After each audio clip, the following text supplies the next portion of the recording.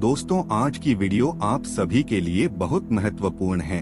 आप सभी के अक्सर कमेंट बॉक्स में प्रश्न आते रहते हैं अपनी समस्याओं को लेकर कि कुछ लोगों को संतान प्राप्ति में बाधा है या कुछ लोगों के पास संतान तो है लेकिन संतान हमेशा बीमार रहती है, संतान की सफलता में बाधा हो रही है या फिर संतान गलत रास्ते पर चली गई है तो क्या करें। इसके लिए आप लोग प्रश्न करते हैं। इसके साथ ही कुछ लोगों को शादी में बाधाएं आ रही हैं। चाहे तो जीवन साथी की कामना है, लेकिन चाहे वह जीवन साथी की कामना पूर्ण होने में भी कई तरह की बाधाएं हो तो इस बारे में भी आप लोगों के प्रश्न आते हैं। और संपत्ति से संबंधित समस्याओं के लिए भी प्रश्न आते हैं कि संपत्ति का अभाव है, संपत्ति आती तो है लेकिन टिकती नहीं है, कर्ज से घिरे हुए हैं, क्या करें। व्यापार और नौकरी में समस्या है तो क्या करें, तकदीर का साथ नहीं मिलता है।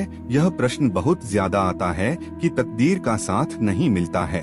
हम बहुत कुछ कर रहे हैं, पूजा पाठ भी करते हैं, मंत्र जप भी करते हैं, आप जो भी उपाय हमें बताते हो हम वो भी करने का प्रयास करते हैं, लेकिन फिर भी तकदीर में किसी भी प्रकार का बदलाव नहीं हो रहा है तो क्या करना चाहिए। तो आज हम जानेंगे कि तकदीर में बदलाव कैसे किया जा सकता है और जो भी हमारी कामना है उसे पूर्ण करने में जो बाधा आ रही है उस बाधा को कैसे दूर किया जाए। सारी जानकारी आज के वीडियो में देने वाला हूँ और बहुत ही आसान, बहुत ही सरलता से किए जाने वाले उपाय भी आपसे शेयर करने वाला हूँ।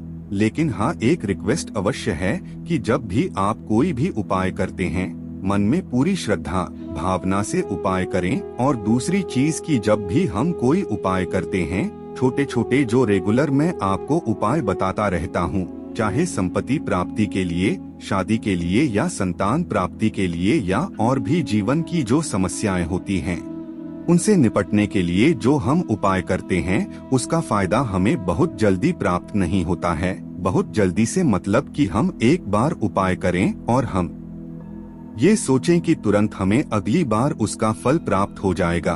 देखिए, इतना आसान नहीं होता। इस धराधाम पर जो भी मनुष्य आया है, जो भी जीव आया है, अपने प्रारब्ध का फल भोगने आते हैं। हम तो जब हमारे प्रारब्ध इतने कठोर होते हैं जिनका कटना थोड़ा मुश्किल होता है तो उसके लिए उपाय भी हमें लंबे समय तक करना पड़ता है। कई बार कई लोगों को आपने देखा होगा कि वो एक ही बार उपाय करते हैं या एक ही बार कोई पूजा पाठ इत्यादि कर लेते हैं और जल्दी ही उन्हें फायदा होता है।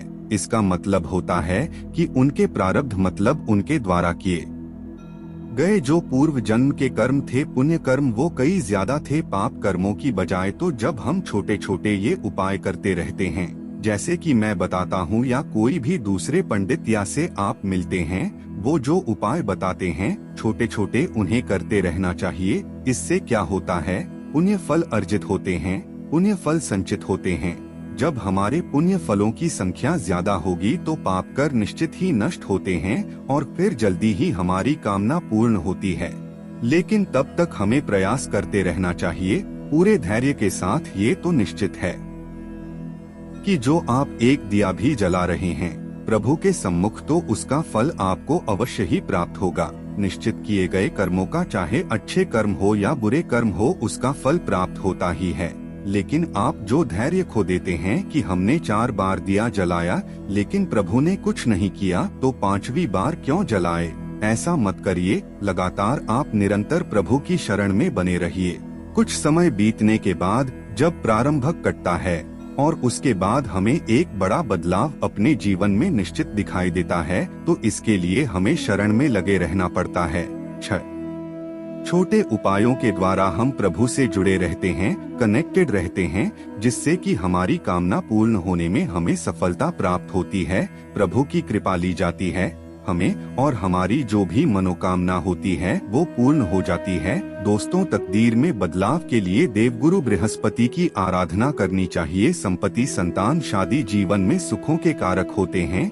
देवगुरु बृहस्पति तकदीर के प्रबल कारक होते हैं। देवगुरु बृहस्पति संपत्ति संजय के कारक होते हैं। देवगुरु बृहस्पति तो जब हम बृहस्पति की करते हैं, बृहस्पतिवार के दिन बृहस्पति देव की पूजा आराधना करते हैं तो इससे हमारे तकदीर में बदलाव होता है, संपत्ति संबंधी समस्याओं से भी मुक्ति मिलती है, संतान संबंधी जो बाधाएं होती है वो भी दूर होती है, शादी में किसी भी प्रकार की कोई बाधा हो, चाहे शादी होने में बाधा हो रही हो, दंपत्ति जीवन में परेशानी हो रही हो, मतलब शादी हो जाए उसके बाद भी पति पत्नी के रिश्तों में मधुरता नहीं है, तो भी देवगुरु बृहस्पति की आराधना करने से दाम्पत्य जीवन मधुर होता है। सिर्फ देवगुरु बृहस्पति की हम आराधना करें तो इससे ही हमारे जीवन की लगभग समस्त समस्याएं खत्म हो जाती है। तो किस प्रकार से हम देवगुरु बृहस्पति की आराधना कर सकते हैं? बहुत सरलता से ऐसा क्या करें जिससे कि बृहस्पति हमारा मजबूत हो और जो हमारे जीवन में बाधा हो वह दूर हो। जब बृहस्पति अच्छे होते हैं तो तकदीर का हमारा साथ मिलता है, चाहे छोटा सा भी हम कोई काम करते हैं उसमें हमें बड़ी सफलता प्राप्त होती है। बृहस्पति हमारी जन्म कुंडली में अच्छा है। देखिए, अगर जन्म कुंडली में बृहस्पति अच्छे हैं तो उनके जीवन में सफलता प्राप्त होती है, उन्हें सभी प्रकार के सुखों की प्राप्ति होती है। और अगर हमारे देवगुरु बृहस्पति कमजोर है जन्म कुंडली में, तभी इस प्रकार की बाधाएं आती है। तो इसके लिए क्या करना चाहिए? सप्ताह का सबसे शुभ दिन माना जाता है दोस्तों गुरुवार का दिन, बृहस्पतिवार का दिन, और बृहस्पतिवार के दिन बृहस्पति देव की पूजा की जाती है। जन्म के सर्वाधिक शुभ ग्रह माने देव गुरु बृहस्पति, तो गुरुवार के दिन इनकी आराधना करें तो जल्दी ही हमारे जीवन से समस्याएं दूर हो जाती है। किस प्रकार से करना चाहिए? देखिए, आज मैं कुछ बहुत आसान उपाय बताने वाला हूं जिससे आप अवश्य कर पाएंगे, और ये सभी उपाय आपको हर गुरुवार को करना है, निरंतर करते रहना है। अगर आप चाहते हैं कि आपके जीवन में बदलाव हो, और निश्चित ये दावा है बदलाव तो होकर ही रहता है, हमारे मन में विश्वास हो, और बिना विश्वास के भी अगर आप इस काम को निरंतर करते रहेंगे ना तो इसका रिजल्ट तो आपको मिलेगा ही, लेकिन विश्वास से करते हैं तो उसका फल हमें कहीं ज्यादा प्राप्त होता है, जल्दी प्राप्त होता है। क्या करना चाहिए? देखिए, गुरुवार के दिन केले के वृक्ष की पूजा करना, केले के पौधे की पूजा करना सबसे श्रेष्ठ होता है। तो केले के पेड़ में आपको जैसे कि सुबह के समय स्नान इत्यादि करने के बाद केले की जड़ में थोड़ा सा जल अर्पित करें। जल के आपको एक पीला पुष्प मिल जाए तो पीला पुष्प अर्पित करें। पीला चंदन केले की जड़ में अर्पित करना चाहिए। इसके साथ ही हल्दी अवश्य अर्पित करें। आज जो मैं आपको उपाय बता रहा हूँ सिर्फ हल्दी से जुड़े उपाय है, और यकीन मानिए सर्वाधिक शुभ चीज जो होती है वो हल्दी होती है। जीवन में हम किसी भी शुभ कार्य के लिए हल्दी का प्रयोग सबसे पहले करते हैं। तो आज की वीडियो जीवन में शुभता लाने वाली है। किसी प्रकार की आपकी समस्या हो, उस समस्या से छुटकारा दिलाने वाली है, क्योंकि हम सभी शुभ चीजों का प्रयोग एक ही शुभ दिन में कर रहे हैं। जैसे कि सर्वाधिक शुभ दिन गुरुवार, सर्वाधिक शुभ ग्रह बृहस्पति और सर्वाधिक शुभ चीज हल्दी, जिसका प्रयोग हम करेंगे और जीवन को शुभ बनाएंगे। तो कैसे करेंगे? केले के पेड़ में आपको हर गुरुवार को हल्दी अवश्य अर्पित करना है, मतलब जल अर्पित कीजिए, पुष्प अर्पित कीजिए, पीला चंदन अर्पित कीजिए। इसके ही थोड़ी सी हल्दी केले की जड़ में अर्पित कीजिए। हल्दी का पाउडर रखिए और केले की जड़ में अर्पित कीजिए। वहाँ शुद्ध घी का दीपक जलाकर प्रार्थना कीजिए बृहस्पति देव से, प्रभु श्री विष्णु से आपके जीवन में जो भी समस्याएं हैं उस समस्या से मुक्ति पाने के लिए प्रार्थना कीजिए। इसके साथ ही केले के पेड़ की आप परिक्रमा कर सकते हैं, 4 परिक्रमा कर सकते हैं, समय हो तो परिक्रमा कर सकते हैं। अच्छा, कई लोगों के प्रश्न आते हैं, परिक्रमा करने की जगह नहीं है। जहाँ पर भी पौधा रखा है, चाहे तुलसी का या फिर केले का पौधा या फिर पीपल का पौधा, तो किस प्रकार से परिक्रमा करें? जहाँ आप खड़े हैं, जहाँ से आपने जल दिया है, पूर्वाभिमुख होकर हमें जल देना चाहिए। मतलब पूर्व दिशा की तरफ आपका मुख हो, और आप अकेले में या फिर पीपल में भी जल देते हैं तो पूर्व की तरफ ही मुक्त करके जल देना चाहिए। और इसके साथ ही तुलसी में भी जब हम जल देते हैं तो हमारा मुख पूर्व की तरफ ही होना चाहिए। पूजा पाठ कोई भी शुभ कार्य करते समय अगर हमारा मुख पूर्व दिशा की तरफ हो तो बहुत ही श्रेष्ठ माना जाता है। तो जब आप जल दे रहे हैं उसी स्थान पर आपको क्लॉकवाइज 4 बार 7 बार जितना भी परिक्रमा करना चाहते हैं घूम सकते हैं। जैसे कि हम सूर्य देव की परिक्रमा करके एक ही जगह पर घूमते हैं, उसी प्रकार से पौधे की परिक्रमा भी आप कर सकते हैं। एक ही पर ब्लॉक वाइज परिक्रमा करनी चाहिए। हमें तो ये ध्यान रखें तो केले के पेड़ में हल्दी अर्पित करनी है। इसके साथ ही गुरुवार के दिन श्री हरि विष्णु की पूजा करनी चाहिए। श्री हरि विष्णु की पूजा करने से बृहस्पति ठीक होते हैं। संपत्ति संबंधी, संतान संबंधी या शादी संबंधी कोई भी बाधा हो दूर हो जाती है। तो श्री हरि विष्णु की जब आप पूजा करते हैं, शुद्ध घी का दीपक प्रज्वलित करें तो उसमें भी थोड़ी सी हल्दी अवश्य डालिए। इसके ही आपको आज श्री हरि विष्णु का अभिषेक जरूर करना चाहिए। अगर आपके पास मूर्ति है प्रभु श्री हरि की, तो कोई भी प्रभु श्री हरि विष्णु का स्वरूप आपके पास हो, जैसे कि लड्डू गोपाल जी हो, शालिग्राम हो या चतुर्भुज प्रभु श्री हरि हो, तो उनको आप अभिषेक कीजिए। तो इसके लिए आपको शुद्ध जल चाहिए, थोड़ा सा गंगा जल चाहिए और आप उसमें थोड़ी सी हल्दी मिला लीजिए, एक चुटकी हल्दी, और इस हल्दी के जल से प्रभु श्री हरि विष्णु का अभिषेक कीजिए। ओम नमः वासुदेवाय नमः, ओम नमो भगवते वासुदेवाय नमः। इस मंत्र का उच्चारण लगातार करती रही है जब तक आप प्रभु श्री विष्णु की पूजा कर रहे हैं, और फिर आप इस जल से अभिषेक कीजिए।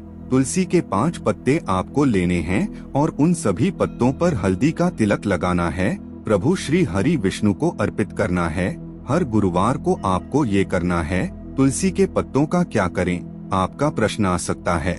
उसी के पत्ते हमने प्रभु श्री हरि विष्णु को अर्पित किए हैं। ये प्रसाद स्वरूप आप ग्रहण कर सकते हैं। नहीं करना चाहते हैं तो आप इसे विसर्जित कर दीजिए। जहाँ पर भी आपके घर में थोड़ी सी कच्ची मिट्टी हो, गमला हो, आप इस पत्ते को अगले दिन यानी कि गुरुवार को आप पूजा करें। शुक्रवार के दिन ये उठाकर और आप किसी मिट्टी में दबा दीजिए, जिससे कि किसी का पैर ना पड़े। तो इस प्रकार से ये पत्ते प्रयोग किए जा सकते हैं, जैसे कि पूजा के बाद। लेकिन हर गुरुवार को तुलसी के 5 पत्तों पर हल्दी का तिलक लगाकर श्री हरि विष्णु के में अवश्य अर्पित करें। इससे आपके जीवन में आ रही समस्त बाधाएं, समस्त प्रकार के पाप कर्मों से मुक्ति मिल जाती है। प्रभु श्री हरि विष्णु को जब हम तुलसी अर्पित करते है तो प्रारंभ अगर हमारा कितना भी खराब हो, जिसकी वजह से हमें तकदीर का साथ नहीं मिल रहा, या फिर संतान प्राप्ति नहीं हो रही, शादी में बाधा हो रही है, संपत्ति का संचय नहीं हो पा रहा, कर्ज में फंसे हैं, कोई भी समस्या हो आपकी, अगर आप हर गुरुवार को तुलसी के 5 पत्ते प्रभु श्री हरि विष्णु को इस प्रकार से अर्पित करते हैं पूजा बाद, तो यकीन मानिए बहुत जल्दी प्रारंभ कट जाता है और जल्दी ही भाग्योदय होता है। समस्त प्रकार की समस्याओं से मुक्ति मिल जाती है। तो ये आपको हर गुरुवार को अवश्य करना है। अगला जो कार्य जो आपको हर गुरुवार को करना है, तुलसी में जल देना है। अब ये तुलसी में जल तो सभी देते हैं, लेकिन तुलसी में भी जब आप जल देते हैं तो गुरुवार के दिन सुबह थोड़ा सा कच्चा दूध अवश्य लें। अगर आपके पास उपलब्ध हो तो, ना हो तो क्या करें, ना हो तो कोई बात नहीं। शुद्ध जल प्रभु श्री हरि विष्णु को जैसी पूजा किए हैं वैसे ही आप शुद्ध जल से तुलसी को भी सींचे। तुलसी में थोड़ा सा गंगा जल और शुद्ध जल मिलाकर अर्पित करें और थोड़ी सी हल्दी तुलसी की जड़ में भी अवश्य चढ़ाएं। हर जगह आपको हल्दी का प्रयोग इसलिए बता रहा हूँ कि जीवन में शुभता आए, बृहस्पति आपका मजबूत हो। देखिए, हर चीज ऐसे ही नहीं खत्म होती है, हमें उसका कुछ ना कुछ एक ठोस उपाय करना पड़ता है, जिससे ग्रह में बल आए। जब ग्रह में बल आता है तो हमारे जीवन में बदलाव होता है। इसलिए आज हल्दी का प्रयोग करें, हर पूजा में करें। तो तुलसी में भी आप जल्द दूर दें और जल देते हैं तो हल्दी जरूर अर्पित करें। तुलसी में पीला चंदन अर्पित किया जाता है, याद रखें सिंदूर नहीं लगाया जाता है तुलसी को। तो तुलसी के जब आप पूजा करते हैं आप धूप जलाएं वहां पर, और उसके साथ ही अगरबत्ती जलाकर और तुलसी माँ की पूजा करें सुबह के समय। और उसके बाद आप थोड़ी सी हल्दी जरूर उनको अर्पित करें। पुष्प हो तो पुष्प अर्पित करें, विधि विधान से पूजा करें। तुलसी के पास बैठकर आप चाहें तो नमो भगवते वासुदेवा नमः इस मंत्र का जप कर सकते हैं, या अगर आप चाहें तो तुलसी के मंत्र का भी जप कर सकते हैं। तुलसी देवी ने यथासंभव जितना भी आपके पास समय हो 5 बार, 7 बार, 11 बार या समय हो तो 108 बार तुलसी की पूजा से प्रभु श्री हरि विष्णु की कृपा मिलती है। तुलसी पूजा से दुख दर्द था दूर होती है। तुलसी की पूजा से घर में सुख समृद्धि आती है, संतान की प्राप्ति होती है, सौतकदीर की प्राप्ति होती है, शादी में आ रही बाधाएं दूर होती है। मतलब तुलसी ही एकमात्र ऐसा पौधा है जिसकी पूजा करने मात्र से समस्त प्रकार के पाप कर्मों से मुक्ति मिल जाती है और समस्त प्रकार की कामनाएं मात्र तुलसी पूजन से पूर्ण हो जाती है। इसलिए घर में तुलसी अवश्य होनी चाहिए, अगर नहीं तो घर में लाकर लगा दीजिए। गुरुवार या शुक्रवार, सोमवार किसी भी दिन तुलसी लगाई जा सकती है। किसी भी शुभ दिन पर तो गुरुवार और शुक्रवार के दिन श्रेष्ठ होता है। तुलसी लगाना अगर नहीं है तो अवश्य लाकर लगा दीजिए और प्रतिदिन पूजा कीजिए।